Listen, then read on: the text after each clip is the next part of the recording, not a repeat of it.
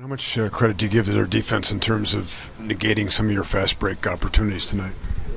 I think they came in and played well, but we had some missed opportunities. Looked like we had some heavy legs tonight. Even fought back, but it's been a tough road, a stretch for us. Playing every other day the last 4 weeks, but we got to figure it out. We still had a chance to win. And a couple breakdowns down the stretch didn't allow that to happen, but you give credit where credit is due. I think Philly played well. Was it a playoff atmosphere in the second half, given the fact that there was a lot more defense played in the second half? I think it was a really good competitive game on both sides, and both teams are trying to, figure it out, and they're a little bit along the way than us, obviously, but it was a good game. LeBron, it seemed like one of those unwritten rules that came into play. 12 seconds left. What do you make of the way the game? They won the game. You guys went a little stagnant in the third quarter, second half offensively.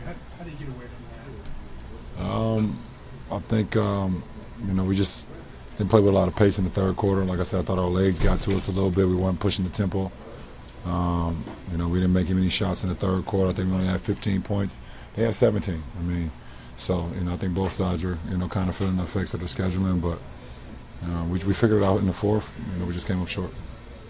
Past Michael Jordan in 20-point games, the 15th season. Do you reflect on these milestones as you go?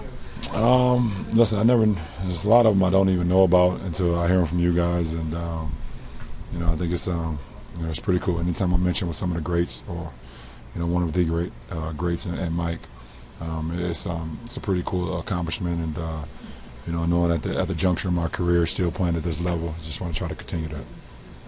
LeBron, did the JR thing have any kind of an emotional impact? LeBron, you split a double team tonight by going behind your back and through Tristan Thompson's legs. Was that measured?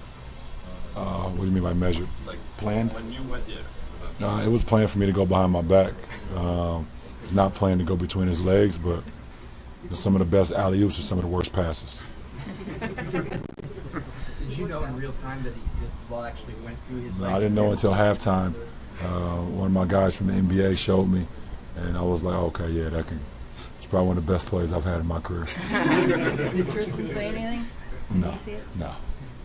Did you get any explanation on Ben hitting you in the neck? He made a play at the ball. That was what he said. Mm-hmm. Did you agree with it? No, of course not. But it is what it is, so move on. What kind of a matchup problem does Simmons bring, especially when he's playing in the backcourt? The same one I bring.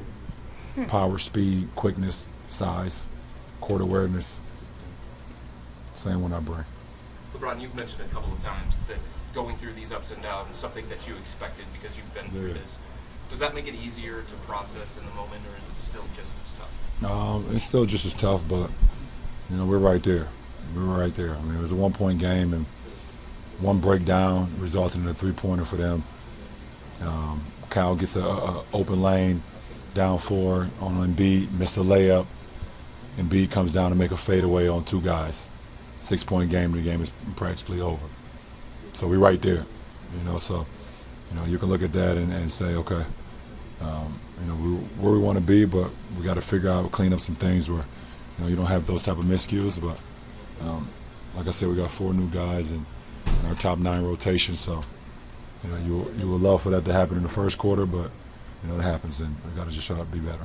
How do you weigh the cost-benefit analysis right now of playing on instinct and maybe just playing basketball versus diversifying the playbook to make you guys a tougher opponent to scout for down the road? I think you definitely want to be. You don't want to be as predictable, especially in the postseason. But I think right now there's so much that we're trying to fast track that it could become. It could become too much, I believe, sometimes. And it's just tough. It's tough on our new guys. It's 7 games, and we're trying to put a lot in and get a lot in for these guys. But maybe just maybe scale it a little bit back and see if us just trying to play a little bit faster and play a little bit more open is a better thing for our team until we can become more pinpoint with our offensive sets when we get more practices, which is not much. I mean, we're playing every other day right now until April 6th. And the postseason start after the 12th, probably like the 14th, 15th. So there's not much practice time. So you got an opportunity to watch the film, see things we can do better. Your shoot-arounds kind of go over a few things, but I think playing off instincts with the guys that we have could benefit us a lot more for the immediate time, I think.